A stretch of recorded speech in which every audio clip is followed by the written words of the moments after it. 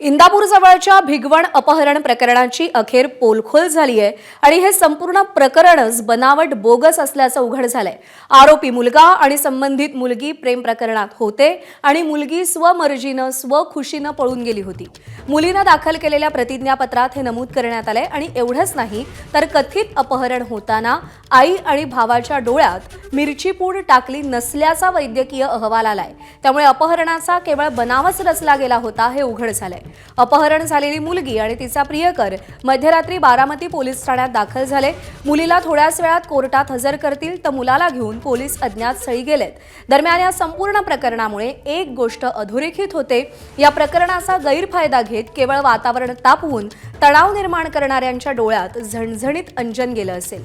प्रेम प्रकरणाला आणि त्यातून मुलगी पळवून गेल्याचा गैरफायदा घेत दोन समाजात दोन धर्मात तणाव निर्माण करण्याचा प्रयत्न करणाऱ्यांना यातून धडा मिळाला असेल एवढीच अपेक्षा।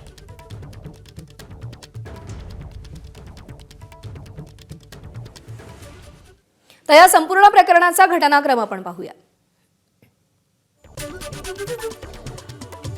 मुलगा मुलगी अपहरणानंतर श्रीगोंदा अहिल्यानगर शिक्रापूर पुणे सासवडकडून महाबळेश्वरकडे गेले। अर्थात अपहरणाचा हा सगळा बनाव होता।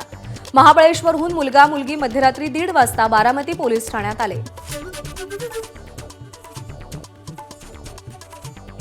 बारामती पोलीस ठाण्यात मुलीचा जबाब नोंदवला गेला। मुलासोबत प्रेम प्रकरण असल्यास प्रतिज्ञापत्र तिने लिहून दिलं। स्वमर्जीनं पळून गेल्याची कबुलीही दिली। पोलिसांना बोलवूनही घरचे यायला तयार नसल्याची प्राथमिक माहिती आहे। मुलीनं भावाच्या मोबाईलवरून प्रियकराला फोन करत विश्रामगृहाजवळ बोलवून त्याच्यासोबत पळ काढला।